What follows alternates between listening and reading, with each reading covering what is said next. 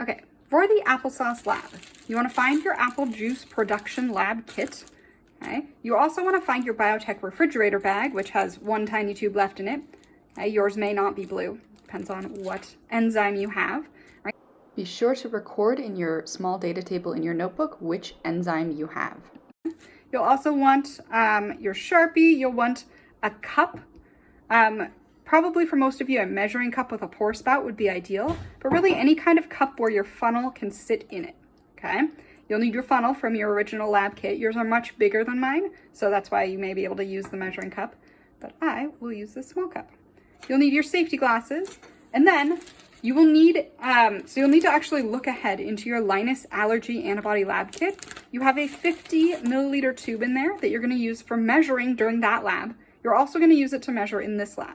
So this tube, you're gonna get it from your Linus Antibody Lab Kit, okay? You're gonna use it for this lab, and then you're gonna wash it really well, dry it, and put it back in that kit when you're done, so you have it in the future when you need it. All right, okay.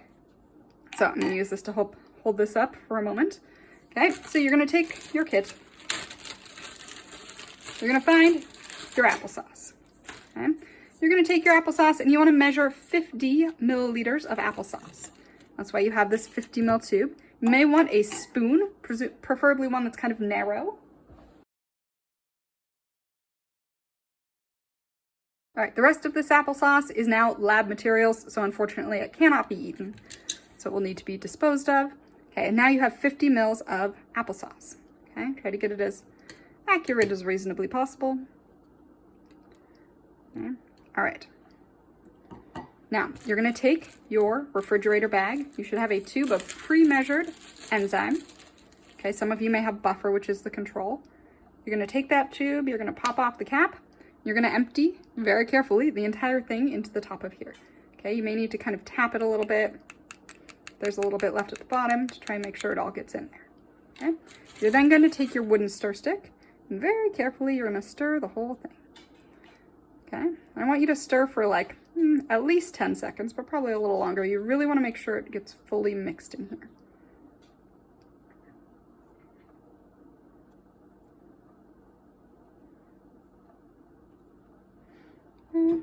And then you're going to set up your funnel. So you're going to take your filter paper, you're going to fold it into quarters like this.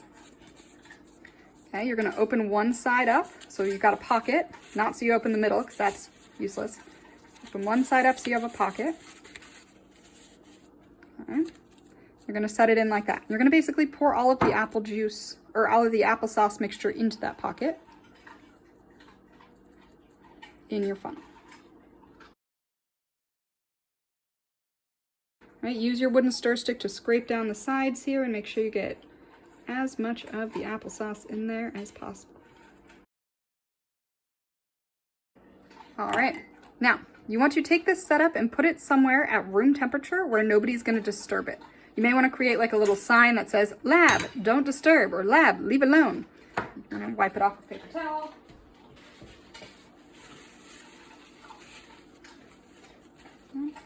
So let this sit, you're going to let it sit overnight. Okay, ideally 24 hours, but if it's a little closer to 20 hours, that's also okay.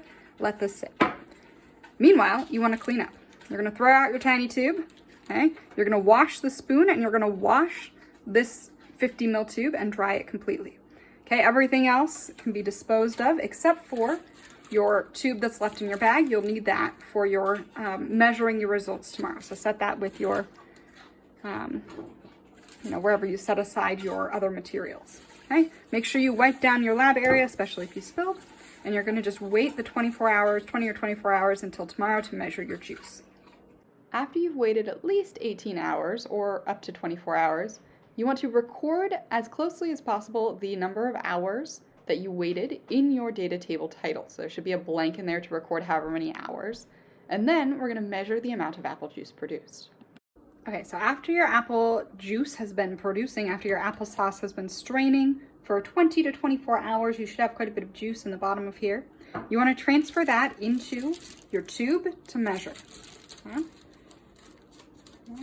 So you want to do this very carefully.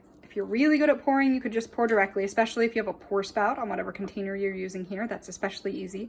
Otherwise, you may want to see if you can find a dropper pipette, a transfer pipette in one of your lab kits. Use that and then wash it. Okay, so that's what I'm going to do. Because I don't have a pour spout. So you're going to take this, set it aside, and you're going to carefully pipette all of your juice into your tube. You're basically using this tube to measure. And it's possible you'll have more juice than will fit in here in one go, in which case you'll measure up to 15 and then you pour it into something else and continue measuring and add the two measurements together. Try to make sure you get every last drop. Transfer it over. All right, then, all right, so you want to cap this. This cap is not super sealed, has the holes in it, so don't flip it upside down. But you can then look at this right at eye level and try to judge how much juice is in it as precisely as possible. So is it exactly 8 milliliters? Is it slightly above 8 milliliters, right? Yours is probably quite a bit more than that, depending on what enzyme you had, right? You're going to determine the exact measurement as closely as you possibly can, and you're going to record that in your notebook. And again, if you end up having to go do this twice, I would fill up either exactly to 10 or to 15 the first time. Okay, record that in your notebook, pour that into something else, and then fill up again as far as it goes. Record that and add those two values together to get your total volume of juice. Okay, once you're done with that, you can go ahead and throw away the filter paper and the apple juice, applesauce that's left over. You're gonna wash the funnel with soap and water, please. It's gonna be sticky, so make sure you wash it thoroughly.